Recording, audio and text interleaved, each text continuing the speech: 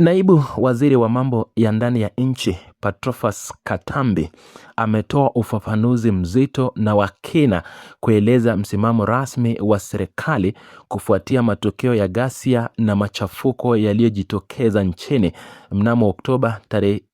29 mwaka wa 2025. Akizungumza katika mahojiano maalum na kituo cha habari cha DW Swahili, kiongozi huyo wa wizara wa mambo ya ndani ya nchi ameweka wazi kuwa matukio hayo hayakuwa na hasira au hisia za kawaida za wananchi wengi wa Kitanzania. Mjumbe huyo wa serikali amebainisha kuwa ushahidi uliopo unaonyesha kwa wazi kabisa kwamba machafuko hayo yalipangwa, yakaratibiwa na kuendeshwa kwa ajenda maalum ya siri yenye malengo ya kisiasa. Ufafanuzi huo kutoka Wizara ya Mambo ya Ndani ya nchi unakuja wakati ambapo mjadala mkubwa ukiendelea nchini kuhusu uhalali na mtiririko wa matukio hayo ya Oktoba 29. Katika maelezo yake kupitia chombo hicho cha habari cha kimataifa,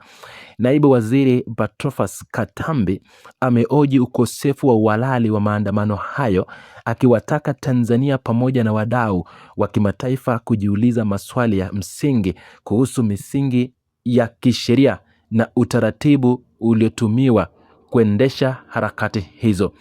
Katika kuonyesha udhaifu wa kile kilichoitwa maandamano, kiongozi huyo wa wizara inayotunza amani na usalama wa raia ameuliza ikiwa kuna nchi yoyote duniani inayoruhusu maandamano kufanyika siku ya uchaguzi mkuu. Mjumbe huyo wa serikali pia amehoji ni sheria gani inayobariki uwepo wa maandamano yasiyokuwa na taratibu rasmi kwa mamlaka, yasiyo na viongozi wanaojulikana wazi wala kuwa na ruti maalum zilizoidhinishwa na vyombo vya ulinzi na usalama. Akieleza na kuendelea kueleza msingi wa msimamo wa serikali wa Jamhuri ya Muungano wa Tanzania, naibu waziri wa mambo ya ndani ya nchi Patrobas Katambi amesisitiza kuwa vitendo vilivyojitokeza siku hiyo vilikuwa vya kiuhalifu na wala si maandamano ya amani. Kiongozi huyo amebainisha kwamba waandamanaji hao walilenga miundombinu na mali za raia pamoja na taasisi za umma, akirejea matukio ambapo watu hao walivamia na kuchoma moto maduka za kuuza simu za mikononi, vituo vya mafuta, pamoja na kushambulia na kuchoma moto vituo vya polisi vilivyo na jukumu la kulinda usalama wa raia na mali zao. Mjumbe huyo wa serikali ameonyesha kusikitishwa kikamilifu na uharibifu huo mkubwa wa miundombinu na rasilimali muhimu za taifa, akieleza kuwa vitendo vya namna hivyo vinaharibu amani na uchumi wa nchi. Katika uchambuzi wake kuhusu wigo wa machafuko hayo, naibu waziri wa mambo ya ndani ya nchi Patrobas Katambi ametoa hoja ya kitakwimu ili kuonyesha kuwa ghasia hizo si kuwa za uungwaji mkono wa wananchi wengi wa Tanzania. Kiongozi huyo wa wizara amebainisha kuwa ghasia hizo zilitokea katika mikoa 4 au 5 tu, wakati taifa lina idadi ya watu inayokadiriwa kufikia zaidi ya milioni 61. Uchambuzi huo wa takwimu vilevile unaonyesha kuwa kama ghasia hizo zingekuwa ni matokeo ya hasira ya jumla ya Watanzania wote, basi machafuko hayo yangeenea hadi katika maeneo ya vijijini. Mjumbe huo wa serikali ameeleza kuwa zaidi ya 70% ya Watanzania wanaishi maeneo ya vijijini, lakini hali katika maeneo hayo ilikuwa tulivu kabisa bila kuwepo kwa dalili zozote za ghasia au maandamano, jambo linalothibitisha kuwa matukio ya miji ama matukio ya mijini yalikuwa na taratibu maalum wa kikundi kidogo cha watu wenye ajenda zao za kisiasa. Pamoja na kueleza ukweli wa takwimu hizo, naibu waziri wa mambo ya ndani ya nchi Patrobas Katambi amewashutumu kwa ukali viongozi waliokusanya na kuratibu wananchi kufanya maandamano hayo. Kiongozi huyo ameeleza kuwa viongozi hao walishindwa kujitokeza tarehe 30 au tarehe 31 Oktoba ili kutoa kauli za pole au kuomba radhi kwa wananchi na serikali kutokana na mali zilizopotea na kuharibiwa wakati wa machafuko hayo. Mjumbe huyo wa serikali amebainisha kuwa badala ya viongozi hao kujitokeza kueleza kwamba maandamano hayo yalivamiwa na watu wenye nia mbaya au kutoa pole kwa waathirika, waliendelea kutoa kauli za uchochezi, malalamiko na kujilaumu wenyewe kwa kushindwa kufikia malengo yao, huku wakipanga mikakati mingine bila kuonyesha utu au huruma kwa wananchi waliopatwa na madhara. Katika kutilia mkazo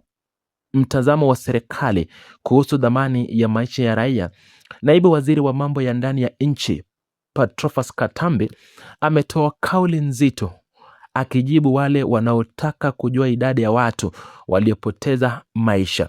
Kiongozi huyo amehoji wale wanaochochea au wanaotaka kujua takwimu hizo kwa kuuliza, mlitaka Watanzania wote wafe ama wangapi wafe katika matukio hayo ya Oktoba tarehe 29?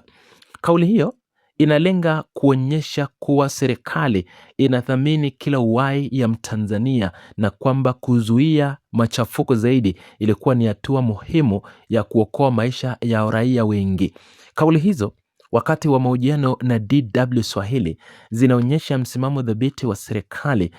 wa kutetea amani ya taifa na kukataa jitihada zozote zinazolenga kufuruga utulivu wa nchi kwa kutumia migogoro ya kisiasa. Sababu kuu za tukio hili zinasalia kuwa ni